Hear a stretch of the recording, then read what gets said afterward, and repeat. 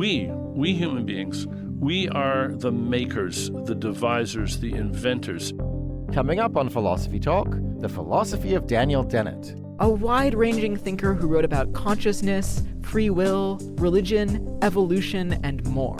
One of the so-called four horsemen of new atheism. I don't think we need the idea that God tells us what to do one little bit. I don't think we need God for ethics at all. What made Dennett's ideas so compelling to so many people? What made Dennett's views so controversial? I think the real heart of Dennett's approach to things is don't rest on lazy ideas. Our guest is Jenann Ismael from Johns Hopkins University. Don't rest on things that you believe. Look in the world, listen to the data, listen to real empirical sources of information. I don't think we need the myths. A Dan Dennett retrospective. Coming up on Philosophy Talk. On Wednesday, July 24th, come be part of a live recording of Philosophy Talk at KALW's San Francisco event space. We'll be thinking about how to do things with your mind with Stanford philosopher Antonia Peacock. This event is free and open to the public. Everybody welcome. More information at philosophytalk.org. That's Wednesday, July 24th, 7 p.m. at 220 Montgomery Street in downtown San Francisco. Do things with your mind, with us.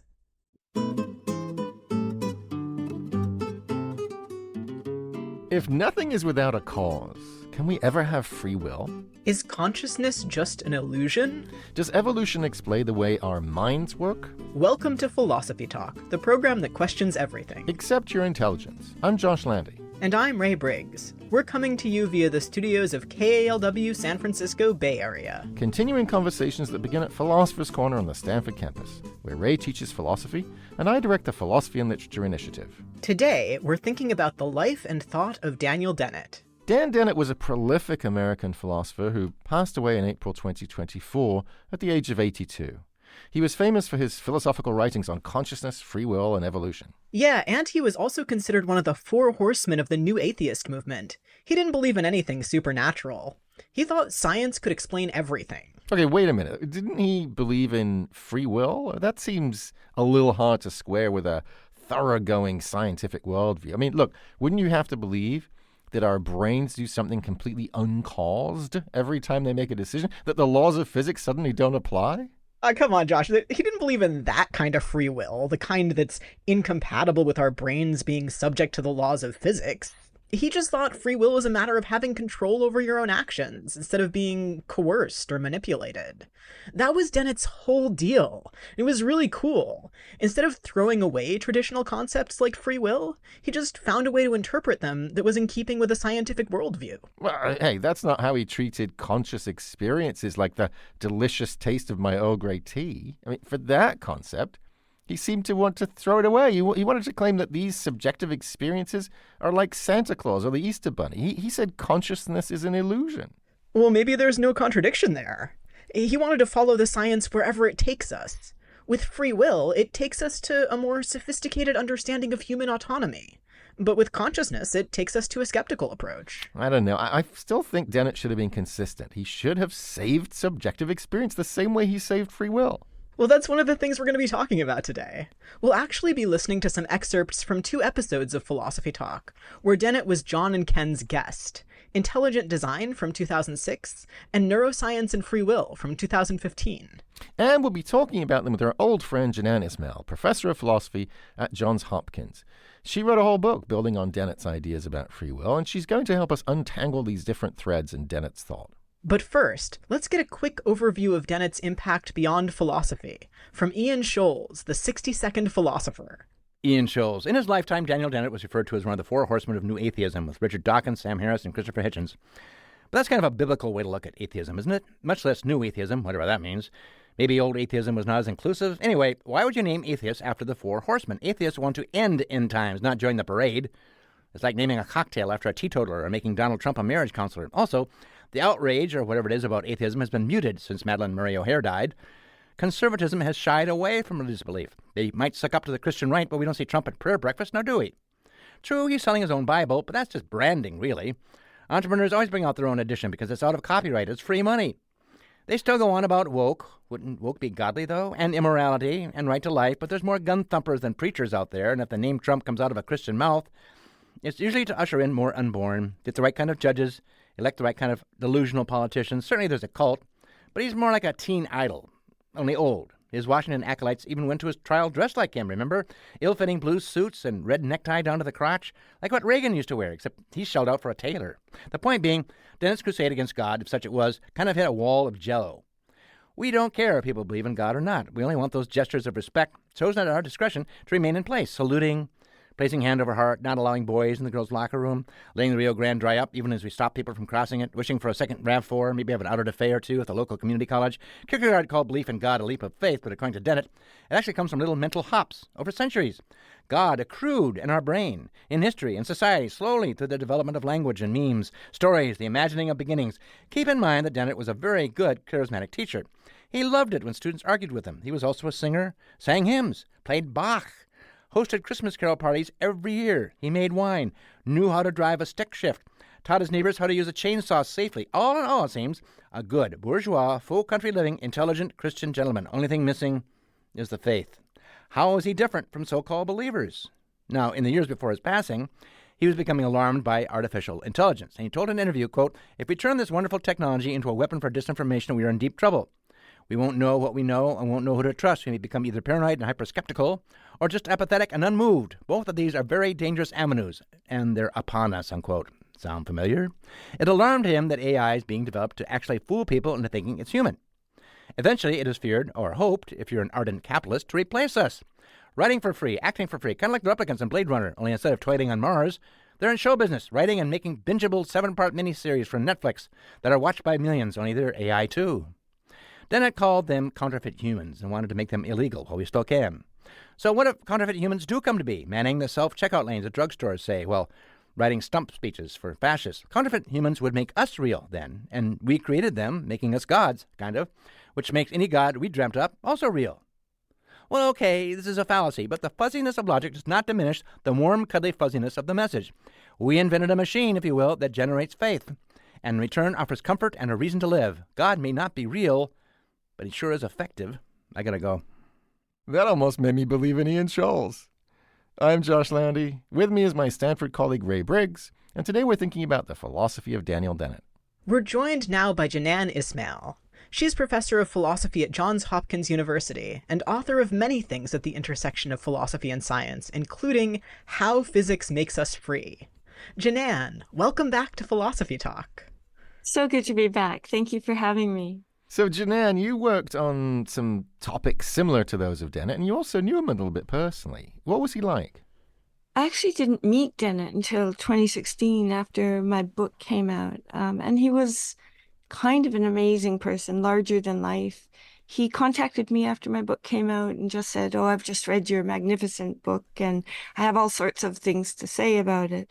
And he sent me actually the notes that he had written up about it. And he said almost as a kind of minor aside, "Oh, you got some things that I believe wrong, and also some things about the story that I started with the book, a kind of fictional piece that I described as the best piece of philosophical fiction ever written. That I stand on as true, but I actually got the plot of the book wrong, and he didn't mind at all. He was much more interested in talking about the ideas. He wasn't so much interested in kind of quibbles about what I said about him. That's the kind of person he was. Oh, what a great example for us all. Dennett also had some unusual views about conscious experience. Can you explain what was going on with his views there? Yeah, I can. And in fact, it connects back to something that you said about why he treats conscious experience differently than he does free will. I think what he did believe in was the phenomena that make us believe that we have these kind of special, ineffable experiences that only we can sort of have direct access to. So he started with the phenomena that makes us believe that. And he thinks that those phenomena make us think of our minds in a certain way. We think that there's a kind of little self inside the mind and a Cartesian sort of what he calls the Cartesian theater of experiences. Wait. I want to make sure I understand what the picture is he's arguing against. So I take it it's something like when I see the color red, there's something kind of just like irreducibly, like, I don't know, like sensation-y about seeing the color red, or like when I feel pain, like there's something to pain that I can't convey in words and that I can't convey to another person any way whatsoever. So I think Dennett used the word qualia for these, which is kind of a weird technical word, but like those That's kind of like exactly. essential, like what it feels like. Yeah. Right. He thought that when people talk about qualia, they think that there's an intrinsic quality to our experience that only we have access to, that's distinct from reports or information that it conveys. That's what qualia means. That, he thought, was a philosopher's invention. Okay, so this is what confuses me, right? So I'm sitting here drinking a delicious cup of Earl Grey tea, and I feel like, I mean, maybe he would say I'm just wrong. I feel like I'm having those sensations.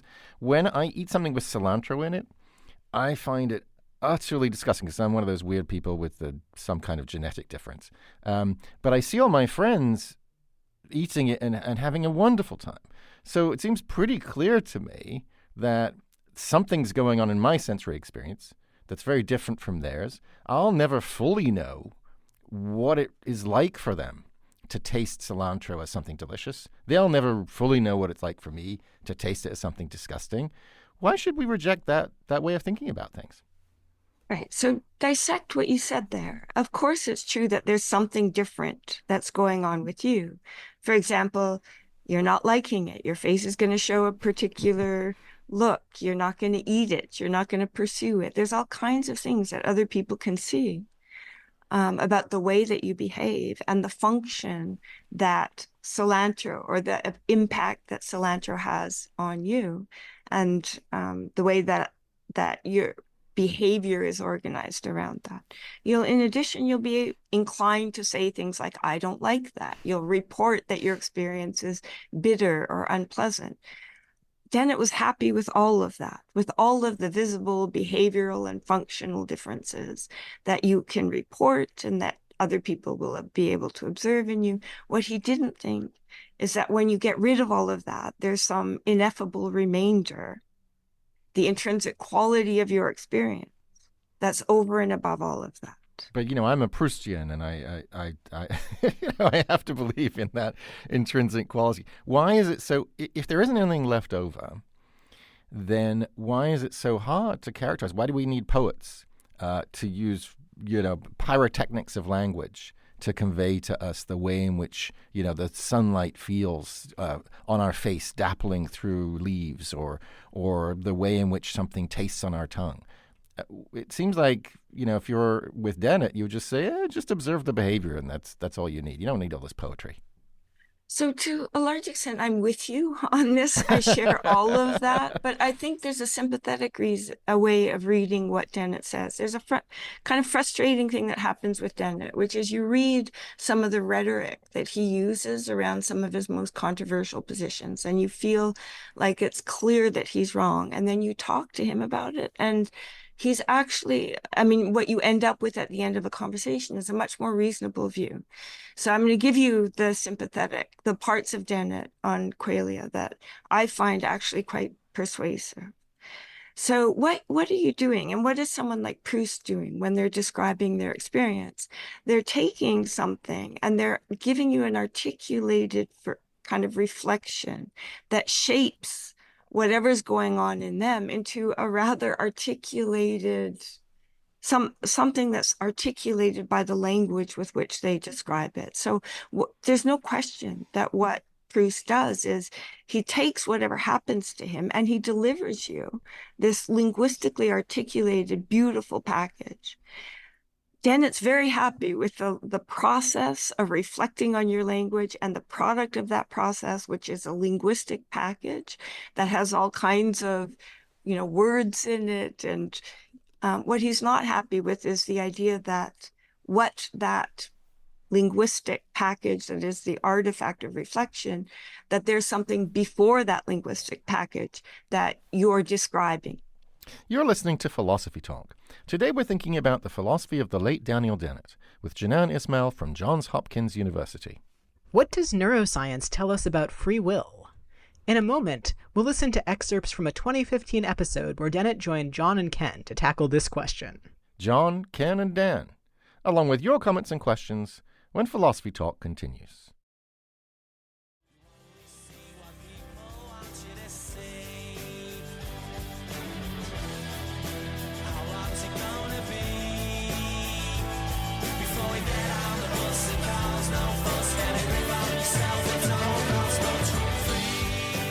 We're free to do whatever we want. Or are we? I'm Josh Landy, and this is Philosophy Talk, the program that questions everything. Except your intelligence. I'm Ray Briggs, and we're thinking about the life and thought of Daniel Dennett with Jenann Ismael from Johns Hopkins University. Got questions about this wide-ranging American philosopher? Email us at comments@philosophytalk.org, or you can comment on our website. And while you're there, you can also become a subscriber and question everything in our library of nearly 600 episodes. Dennett's last time on the program was in 2015 for an episode about neuroscience and free will. Let's listen to an excerpt from that show. Ken asks Dennett whether experiments in neuroscience prove anything at all about free will. How seriously should we take these claims from the neuroscientists about how we make choices? I mean, neuroscientists are fond of saying they've shown that free will is an illusion. So they are, but their experiments only show what, in reflection, you should realize is obvious. You know, somebody says, my brain made me do it. Well, what would you want to make you do it? So, I want my brain to make me do it. And the only thing that's at all striking is that it turns out there are patterns in your brain under some conditions, but only very weird and special conditions where a so-called prediction can be made. Let's take the Soon article that you mentioned. First of all, the examples of free choices that started with Libet and that others have done are bizarre examples because they are deliberately chosen as choices which don't mean a thing. They are supposed to be absolutely arbitrary, on sheer whim. Just when the spirit moves you, push the left button, push the right button, flick your wrist. Nothing hangs on them. So they are deliberately drained of all meaning and all purpose. It sounds like Dennett is saying that some kinds of free will are worth having or wanting, and some aren't. What's the difference between the ones that are worth having and the ones that aren't?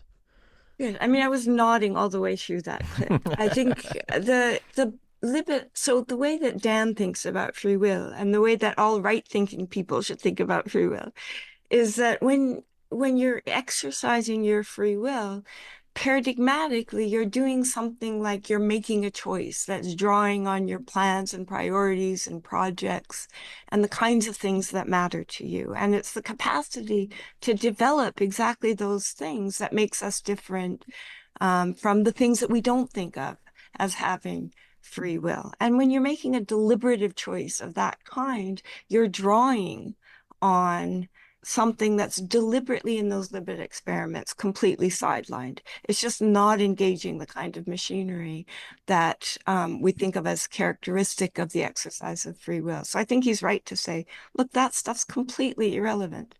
Yeah, so I think that the idea that like a choice has to be about something important, that you have reasons to choose one way or the other if free will is going to matter, I think that makes a lot of sense to me too.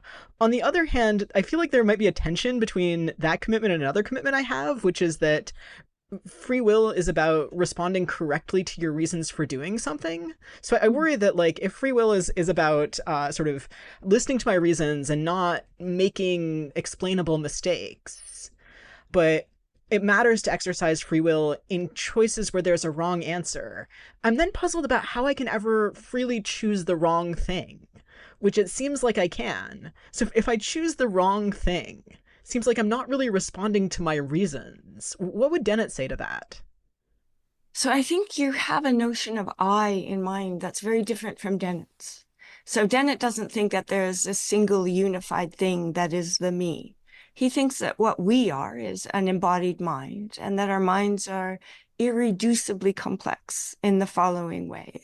We are the product of a long history of evolutionary selection, and like other animals, we are in part the emergent product of a bundle of kind of pre-deliberative modules that do things like seek food and that produce language and do things like pursue mating and feeding opportunities. And these things are cobbled together in a way that more or less produces emergent behavior. Sometimes one of those is stronger, sometimes another one is stronger. But he thinks there's something else too, which is overlaid over top of that, the ability, which is partly the product of culture and partly the product of evolution, to make conscious decisions. But when we're making conscious decisions, we're in some way taking stock of all of these other wants and desires, some of them pre-deliberative, some of them innate, some of them developed over the course of our histories.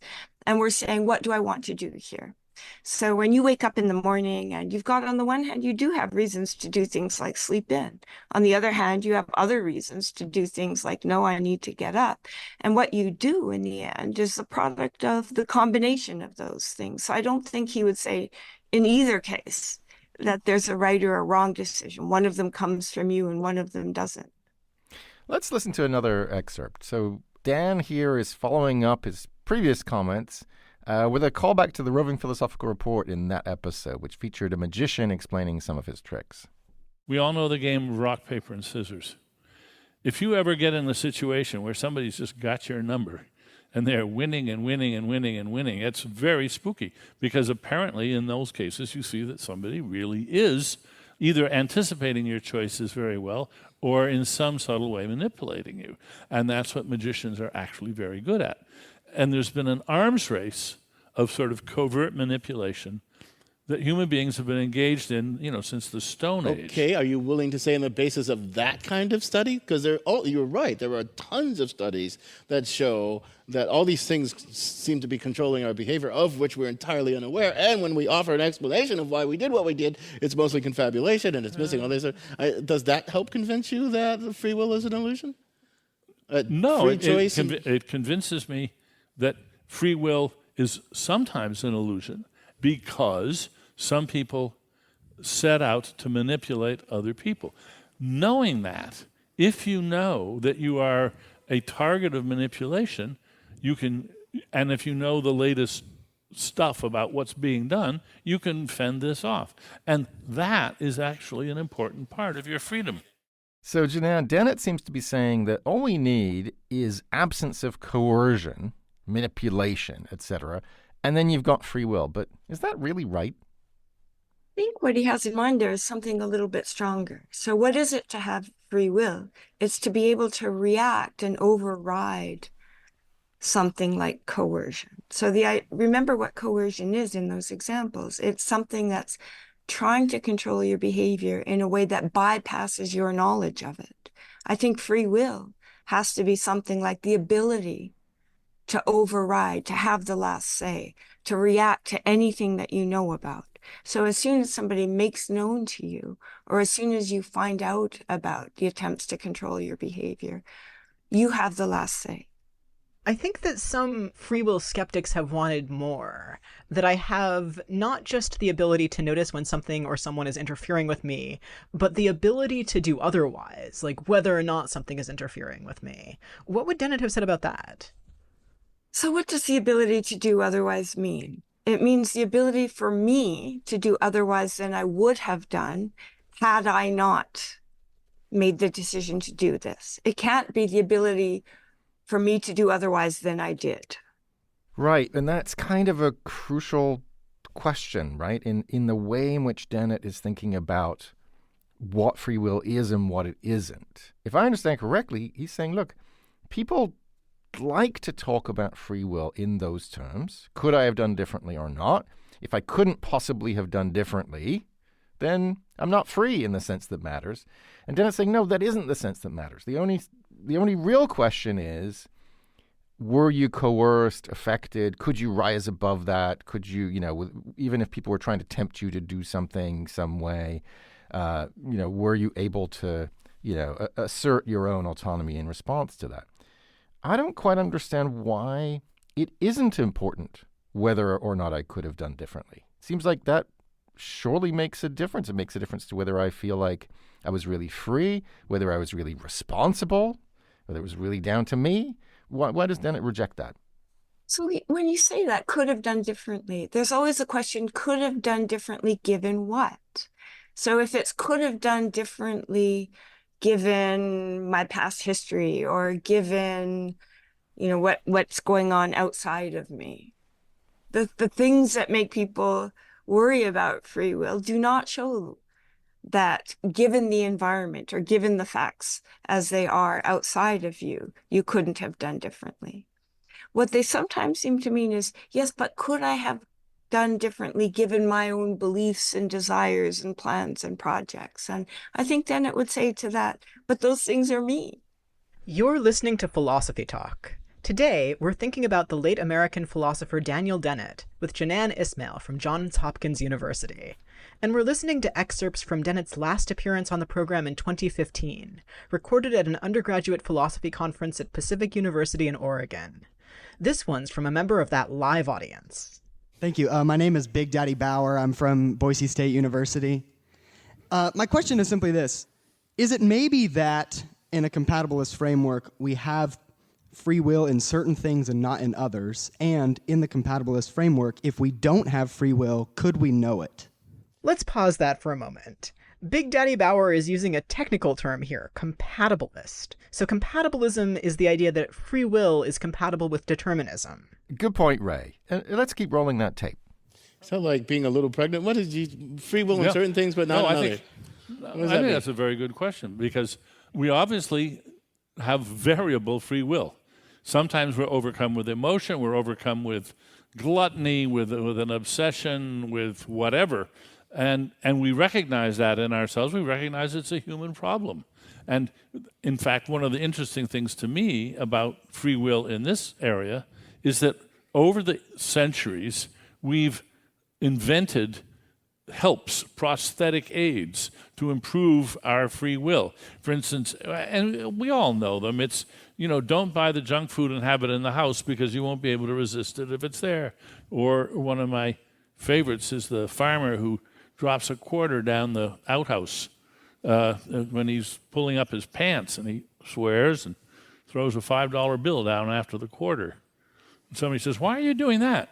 He says, "You don't think I'm going down there for a quarter, do you?" That's called volitional engineering. Yeah, exactly.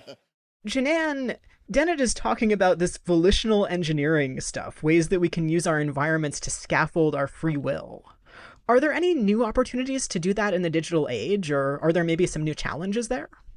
There are all kinds of ways to do that. I mean, you make commitments and you agree to schedules, and people increasingly hold themselves accountable by having digital mechanisms that keep track of their behaviors. And sometimes they advertise their behaviors as a way of bringing other people on board to keep them accountable. This is, one of the pathologies, I think, in some ways, of having watches that will count anything that you do. We were talking a moment ago about compatibilism, right? So this idea that Dennett had that you can retain a notion of autonomy in spite of also believing in determinism. And one thing I'm wondering is, how is his picture on that different from predecessors? Like it's in Hume, some people think it's in the Stoics. Nietzsche says the desire for freedom of the will involves nothing less than to pull oneself up into existence by the hair. Seems very Dennett style. Schopenhauer says humans can do what they will, but they can't will what they will, right? So you're free to choose between chocolate and vanilla ice cream, but you can't reprogram your own desire so you suddenly like vanilla. How is Dennett's compatibilist picture different from the ones that came before? I think it's so much richer. So, I mean, the determinism in its traditional form, the problem of free will, was a confrontation between what at the time the fundamental physical theory was, which was classical mechanics that tells you that you can derive every fact about the future if you knew the initial state of the universe, with our immediate kind of first personal experience of agency.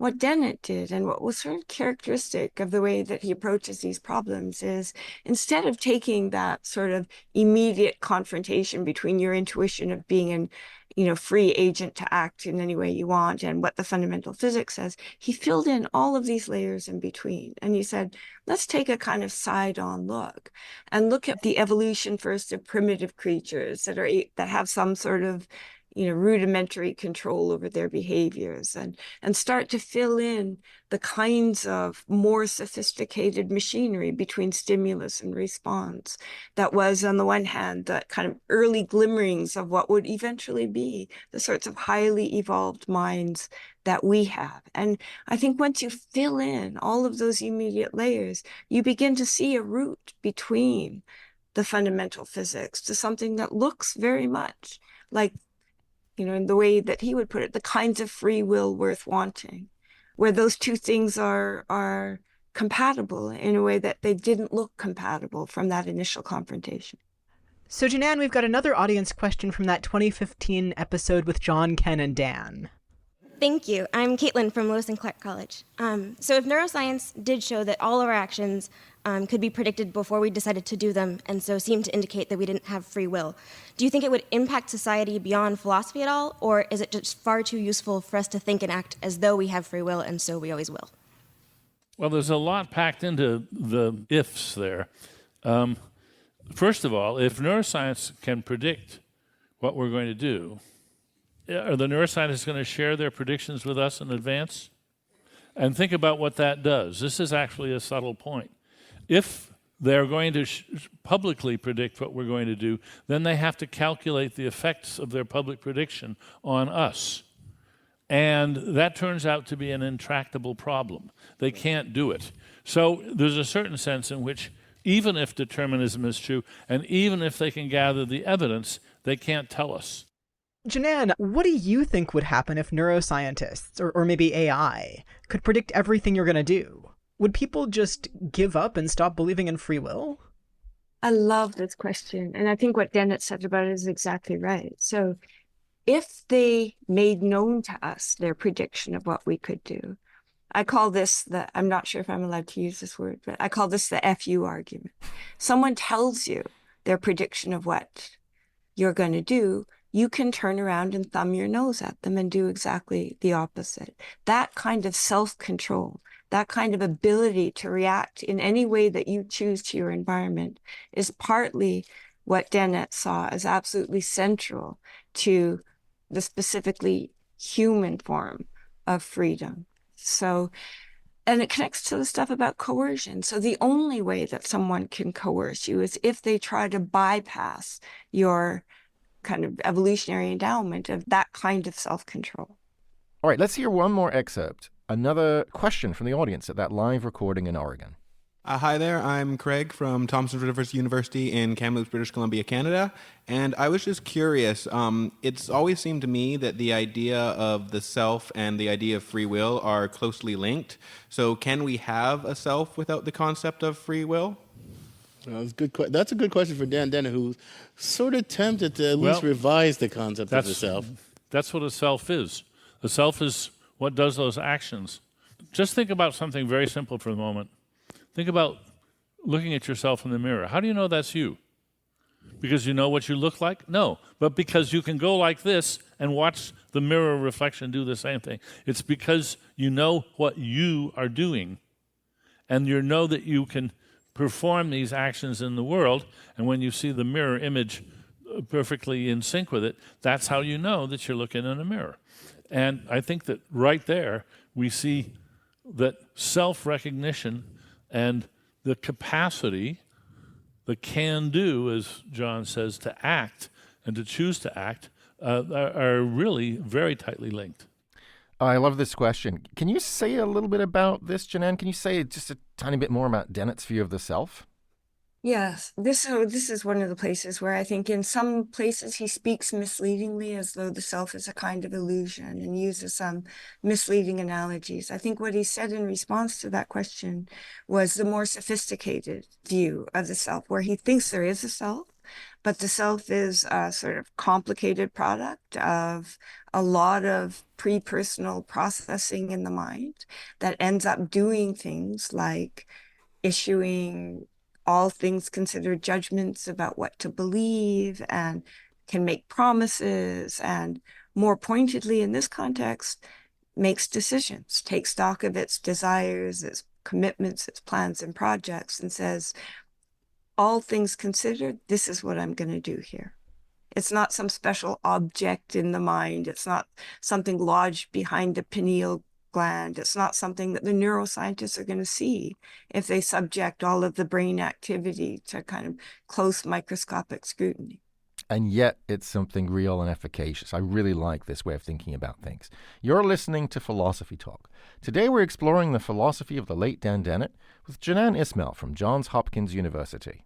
Dennett was a big proponent of Darwin's theory of evolution. So what can and can't we learn from Darwin? After the break, we'll hear excerpts from an episode John and Ken recorded with Dennett in 2006 on intelligent design. Dan Dennett on Darwin's dangerous ideas, when Philosophy Talk continues. They'll have sex and mix up sections of their code. They'll have mutations. The whole thing works like clockwork over time. I just sit back in the shade while everyone gets laid. That's what I call intelligent design. God, evolution, and the toe-tapping rhythms of intelligent design. I'm Josh Landy, and this is Philosophy Talk, the program that questions everything. Except your intelligence. I'm Ray Briggs. Our guest is Jenann Ismael from Johns Hopkins University, and we're thinking about the philosophy of the late Daniel Dennett. So Dan's first appearance on this program was way back in 2006 for an episode about intelligent design. Here's John asking Dan a question about false theories that lead to true discoveries. Kepler was a real religious nut, and he mainly was trying to show that the way the planets worked fell into some mathematical ratio that a reasonable God might have liked. Buried in all that was his discovery that the orbits are elliptical. Don't we have to be a little careful about dismissing people with far-out ideas like intelligent design, even if they do come from religion? Absolutely, but let's see their ideas. Let's see what they have to offer. There are lots of wild and wonderful and crazy revolutionary hypotheses out there in evolutionary biology land that are not in the textbooks and that aren't taught in the schools because the people haven't yet been able to marshal the case for them. My favorite is the aquatic ape theory, which says that our ancestors went through a period of going into the sea. They were becoming more like sea otters or seals, and they spent some time pretty much living in the water before they came back on land. There's actually a lot more evidence for that than there is for any of the intelligent design hypotheses. Look, Dan, you've in your writings talked about something called the design stance. Yeah. And the physical stance and something else you call the intentional stance. I mean, design is all around us. Absolutely. I mean, the inference from the functioning of this thing, the complex functioning of this thing, to the conclusion that it's design is an inference we make all the time. Absolutely, but there's a fatal equivocation in the word design. Paley was right. The biological world is packed with design. Absolutely. What Darwin showed is how that design can come to exist without a designer. That's what the theory of evolution is all about. When Francis Crick makes a joke and talks about Orgel's second law, which is that evolution is cleverer than you are, he's not advocating intelligent design. He's saying that the process of natural selection, which is itself has no foresight, no intentions, is completely stupid, nevertheless creates brilliant designs. So this is pretty interesting, Jenann. If I'm understanding Dennett correctly here, he seems to be very confident that we can ditch the beliefs that, he thinks are wrong with no cost. Does that seem right to you? Depends on the belief, obviously. I think what's going on in his mind is the ultimate adjudicator of what's true should be science, no matter where the beliefs came from. He's all for people inventing ideas and putting them up for adjudication. Doesn't matter where they come from, but the ultimate adjudicator of what's true should be science. I am really interested in this view, which Dennett was like very all about. I mean, I think particularly in his atheism. So on the one hand, I find this kind of appealing. On the other hand, it makes me want to know like what science is. On one reading, science is a set of methods. And on another reading, science is a set of social institutions, like that include universities and labs and journals. Do you think that Dennett had an idea about which of those was really science, or are they both science in some sense? And like, does it make a difference if we want science to be the ultimate adjudicator of things? I'm trying to remember if I know a particular part of his work where he's explicitly discussed this. So what I'm going to do is I'm going to give you a Dennett-like idea, which is he thinks of everything as everything valuable in kind of collective human activity as a product of a lot of individual people doing a lot of individual things in a way that somehow leads to a sort of cultural product that is valuable. So I think he would think that science is not a method. It's not an algorithm of any kind for delivering truths. It's a lot of people searching in a very complex space and checking one another's work, and in a way that has produced theories that survive because they do well in predicting and controlling and explaining and that kind of thing. But it makes you wonder whether it can be a fully adequate replacement for the thing he wants it to replace. I mean, he seems to think that not only is evolution the correct way of thinking about how the various species came into being and how they changed across time, but it's a good story. And that's kind of striking to me. You know, the narratologist Porter Abbott made this lovely point that evolution isn't a good story because there are no characters, right? There's no agents, there's no intentions, the time scale's too vast, the pace is way too slow. It doesn't make a good story. Do you think Dennett was maybe just a tiny bit over-optimistic? I mean, I kind of like that about him, right? He was a good kind of salesman for a certain way of thinking about things. But I mean, is evolution really a good story?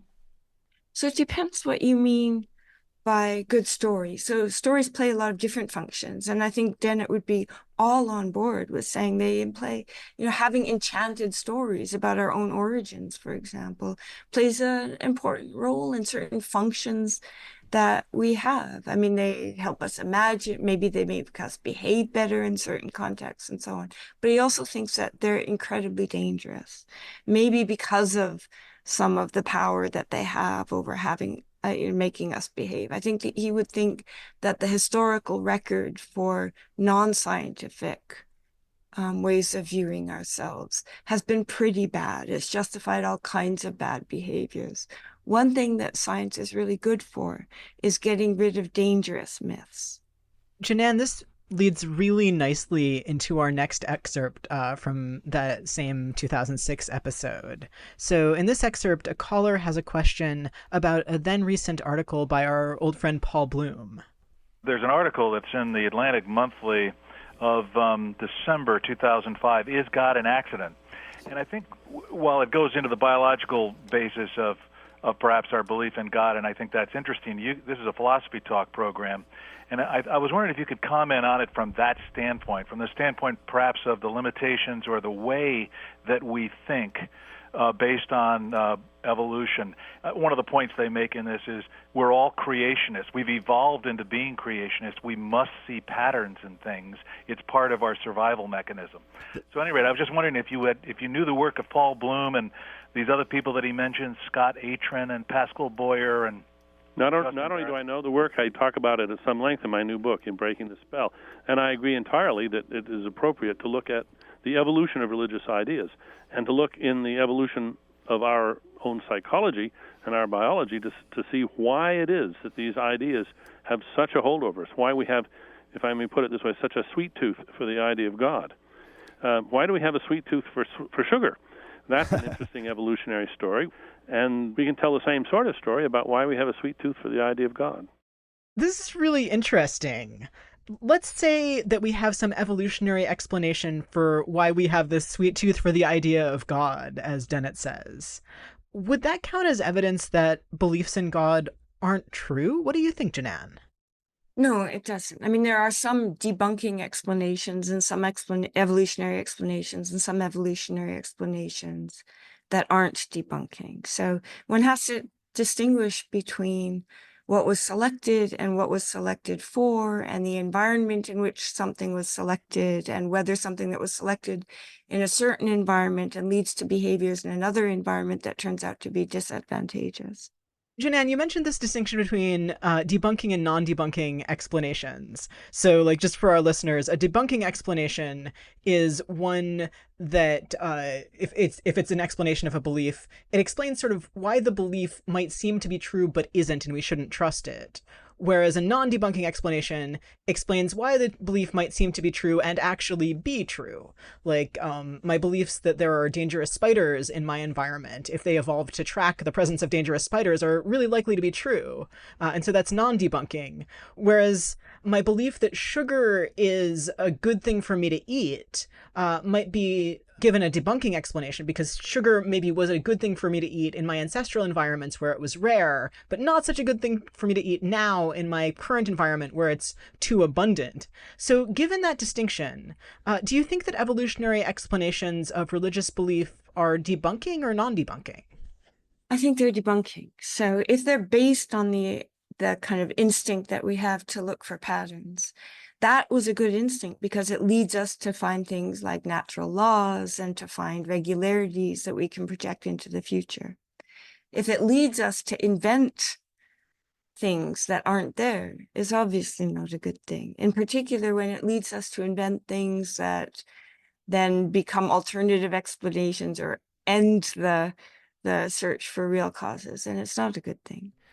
Well, that's great. So that gives us a pretty nice flavor of Dennett's atheism. There's the debunking explanation for belief in God. There's the claim that evolution isn't just true, but a good story. And also there's his concerns about the dangers of certain forms of theism. But let's hear one more excerpt from this 2006 episode. Ken has just asked Dennett about teaching evolution in schools. Should we teach it as settled truth or as one theory among others, including intelligent design? When Copernicus' theory was first put forward, it was controversial, and there were those who argued very passionately that it shouldn't be taught in the schools because it was too upsetting. But children have no trouble with the idea that the Earth goes around the sun. They don't have nightmares or anything like that, and we're quite used to the fact that anybody who thinks otherwise is just benighted, is just wrong. And I think the case for evolutionary biology is now so secure that it's simply out of date to suppose that we shouldn't teach it. If it's controversial to people, they're going to have to suck it up and get used to the fact that the way the world is. The case is so overwhelming if you accept the canons of scientific rationality. But there are people who don't accept the canons of scientific rationality, and they're citizens, they're one citizens among other, have equal right to their fundamental beliefs. So should we be telling those parents who aren't quite, kind of 21st century secular scientific rationality types, too bad for you? I mean, do we have the right to do that in a democratic society? Actually, I think we have not just the right, I think we have the duty. Right now, we're facing the danger of a worldwide pandemic of bird flu. And if it happens, it will happen because the current bird flu, which is in birds, will evolve into a virus which can spread readily in human beings. And there's no immunity to it in human beings. And if we don't understand the evolutionary phenomena that are occurring right in front of us, we are risking the lives of our children and grandchildren. We're risking the lives of all. It's very important that people know the facts. This is amazingly prophetic on Dennett's part. I mean, he's talking in 2006 about a possible pandemic and predicting the deadly consequences of disbelief in science. I feel like we all kind of flunked his test pretty badly. Can you tell us a bit more, Jenann, about Dennett's commitment to the truth? That commitment, I think, was absolute.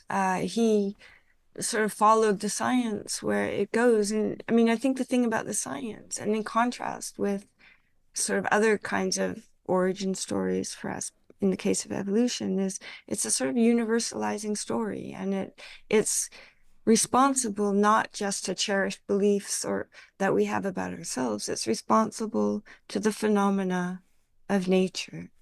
That's what Dan was committed to. He thinks it's one of our most important cultural products, and that it will be better for everyone if we follow it where it leads. So we're now entering into kind of a new and different era of misinformation about science and mistrust of science. What's one thing that our audience could take from Dennett going forward to help us through this new time? I think the real heart of Dennett's approach to things is don't rest on lazy ideas. And I think this is a thing that philosophy should learn also from Dennett's commitment to science.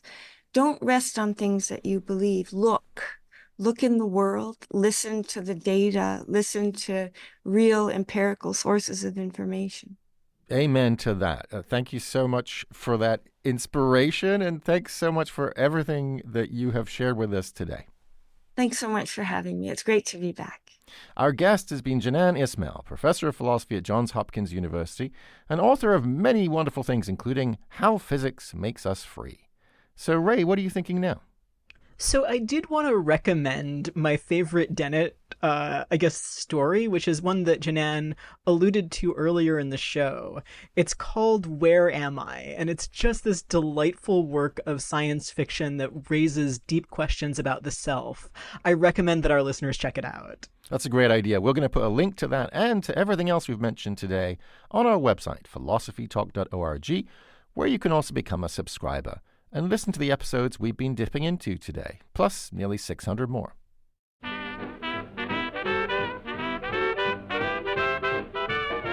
Philosophy Talk is a presentation of KALW Local Public Radio San Francisco Bay Area and the trustees of Leland Stanford Junior University. Copyright 2024. Our executive producer is Ben Trefny. The senior producer is Devin Strolovich. Laura McGuire is our director of research. Thanks also to Pedro Jimenez, Merle Kessler, and Angela Johnston. Support for Philosophy Talk comes from various groups at Stanford University and from subscribers to our online community of thinkers. And from the members of KLW Local Public Radio San Francisco, where our program originates. The views expressed or misexpressed on this program do not necessarily represent the opinions of Stanford University or of our other funders. Not even when they're true and reasonable. The conversation continues on our website, philosophytalk.org, where you can become a subscriber and explore our library of nearly 600 episodes. I'm Josh Landy. And I'm Ray Briggs. Thank you for listening. And thank you for thinking.